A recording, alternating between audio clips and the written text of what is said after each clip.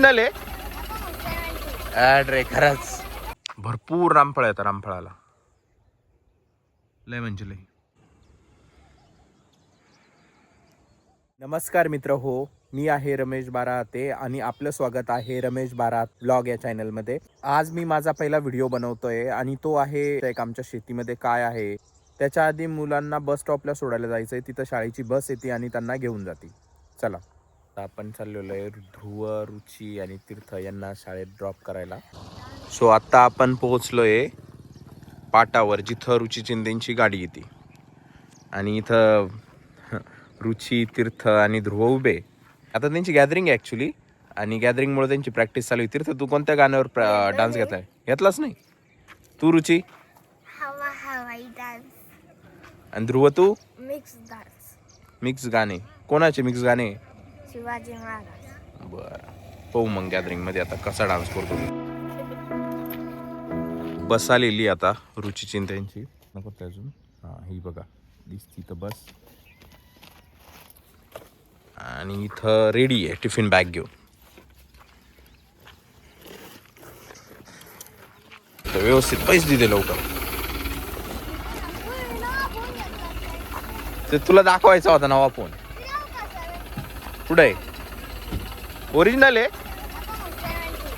रे खरंच.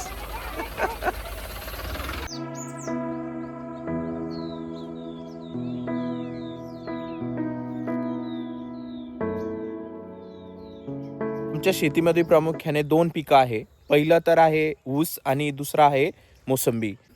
हे समोर जे तुम्ही मोसंबीचे झाडं बघू शकता हे आहे जवळपास 650 झाडं आहे.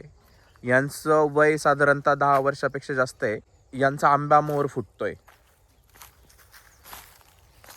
तुम्हाला मी थोडा बार पण दाखवतो, मोहर पण दाखवतो त्याचा. आमच्याकडे बार म्हणतात त्याला.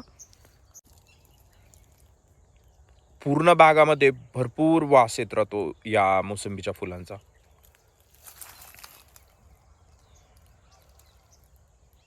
मोसंबीवर रोगराई ही जास्त प्रमाणात येत नाही आणि तिला जास्त मेंटेनन्सचा खर्चही नाही आहे. म्हणजे तुम्हाला रासायनिक खतं जास्त टाकावं नाही लागत.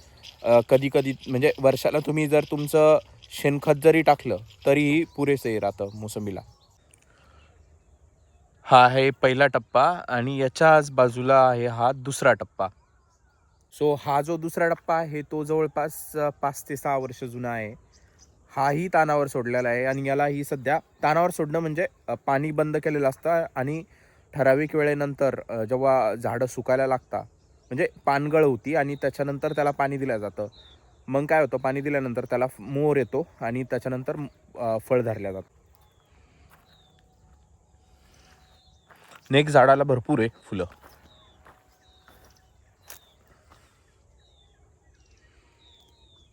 आता मी तुम्हाला तिसऱ्या टप्प्याकडे घेऊन जातो, जो छोटा आहे अजून, साधारणतः 2 वर्ष जुना आहे.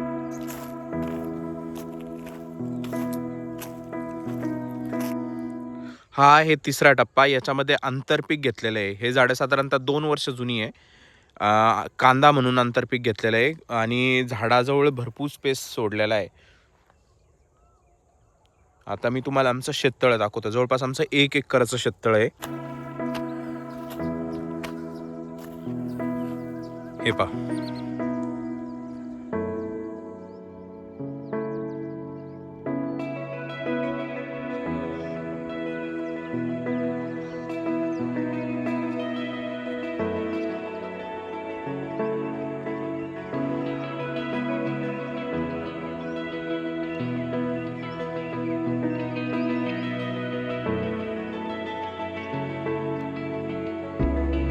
तळ्याच्या कड्याला मी आत्ता अशी आंब्याची झाडं लावलेले, वडिलांनी लावलेले माझ्या.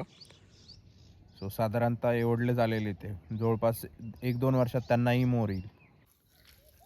हे सोलार आहे आणि हा वॉटर फिल्टर आहे आणि त्याच्याच बाजूला ही आमची विहीर आहे. हा लसूण लावलेला आहे आणि हे जे दिसत आहे तुम्हाला हे बटाट्याचे झाड आहे. सो घरापुरते खाण्यासाठी बटाटे लावलेले. हे कांदे.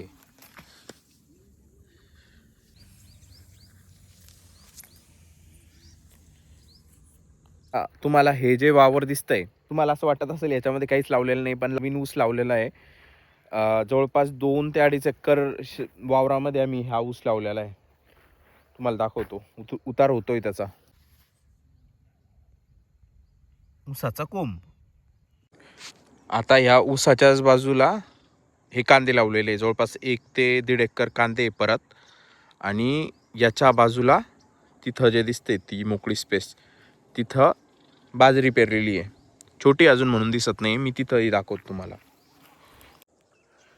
आता ही जे कांदे आहे आणि जी बाजरी आहे ती ऊस मोडून केलेले. म्हणजे याच्या आधी, या पिकाच्या आधी इथं ऊस होता आणि ऊस 3 वर्षाचा झाल्यानंतर तो मोडून टाकला आणि तिथं बाजरी आणि कांदे केलेले. ही आहे बाजरी.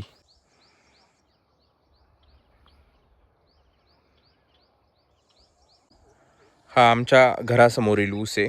हे आमचं घर आहे. मी तुम्हाला दाखवतो. हा जवळपास 3 ते 4 एकर ऊस आहे. मी तुम्हाला आमच्या शेतीची पूर्ण माहिती दिली. म्हणजे शेतीमध्ये काय काय आहे, काय काय नाही. आणि याच्यानंतर आता मी तुम्हाला आमच्या घरापुरते लावलेले फळाचे जे झाड आहे त्याची माहिती देतो. सगळ्यात पहिलं झाड जे आहे ते आहे हे जांभळीचं झाड. मला काही चालेलं नाही आहे. दुसरं जे झाड आहे हा आहे आंबा. बदाम आंबा आहे. याला मागच्या वर्षी म्हणजे 2 वर्षापासून आंबे येत आहे. छोटं झाड आहे पण कलमी असल्यामुळं लवकर आंबे येतात त्याला. हे आहे केसर आंब्याचे झाड आहे. हे जवळपास 5 ते 6 हे केसर आंब्याचे झाड आहे.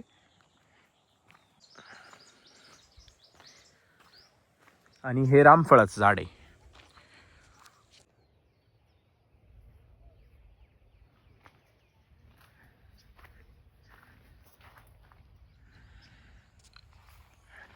आणि रामफळाच्या बाजूला हा एक आंबा आहे, कोळीपासून आलेला आहे. हा साधारणतः नीलम जातीमध्ये मोडतो आणि भारी लागतो. भरपूर लाग राहतो या झाडाला. पण त्याच्या व्यतिरिक्त भरपूर असे गावरान झाड आहे. 5 ते 6 गावरान झाड आहे आंब्याचे.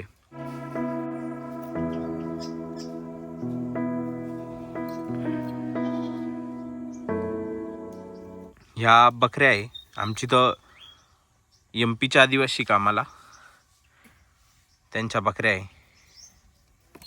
आणि ह्या त्यांच्याच कोंबड्या आहे ज्या बागामध्ये चरत आहे. 4 कोंबड्या आहे जवळपास. हा आहे आमचा मुक्त गोठा. 2 गाया आहे. त्यांना साईडला पाणी पिण्यासाठी बकेट आणि इथे ठेवलेलं आहे.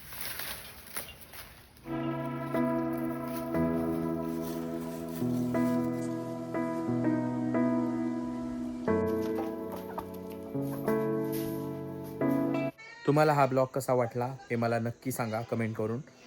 जर आवडला असेल तर लाईक करा, चॅनलला सबस्क्राईब करा. थँक्यू. Bye bye.